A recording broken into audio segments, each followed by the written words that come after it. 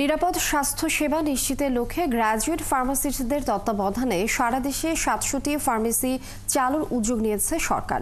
এই দোকানগুলোতে ডাক্তারি ব্যবস্থাপত্র ছাড়া কোনো অ্যান্টিবায়োটিক ও স্পর্শকাতর ওষুধ বিক্রি করা হবে না। রোগী ও প্রতিষ্ঠানের ঝুঁকি কমাতে এবং সাশ্রয়ী মূল্যে রোগীদের সেবা দিতে গ্র্যাজুয়েট ফার্মাসিস্টদের আহ্বান জানান প্রধান উপদেষ্টার বিশেষ সহকারী অধ্যাপক মোহাম্মদ সাইদুর রহমান। এই উদ্যোগকে সফল করতে ফার্মাসিস্টদের সহযোগিতা চান তিনি। আরো জানাচ্ছেন মেহেদি হাসান। 2014 সাল থেকে 14 জন গ্র্যাজুয়েট ফার্মাসিস্ট নিয়োগ দিয়েছিল এবার কেয়ার হাসপাতাল কর্তৃপক্ষ।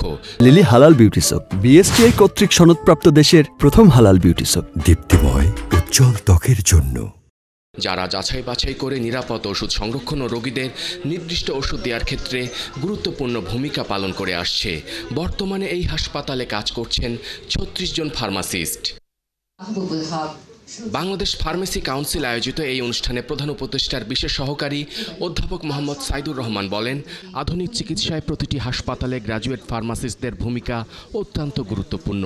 নিরাপদ ওষুধ সঠিক মাত্রায় দেওয়ার ক্ষেত্রে ফার্মাসিস্টদের বিকল্প নেই। যেহেতু লাস্ট ফার্মার মতো জায়গায়ও তো আমরা ওইভাবে ফার্মাসিস্ট পাই না, অন্য ফার্মাসিতে তো আসলে পাওয়ার সুযোগই নেই। আর গভর্নমেন্ট সেক্টরের চিত্র তো আপনারা জানেনই যে সেখানে আমাদের আসলে এই পদটা নাই, আমরা ওইভাবে মনোযোগ দিইনি, বাট এটা দেওয়া প্রয়োজন। যার যার কাজ তাকে করতে হবে।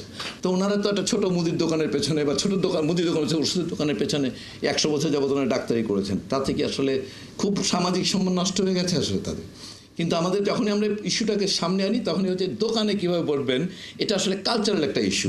বাংলাদেশের যে হেলথ ইনফ্রাস্ট্রাকচার এইটার সঙ্গে আমি মানিয়ে আমি কাজ করব, তাহলে সার্ভিস ডেলিভার করতে পারবো।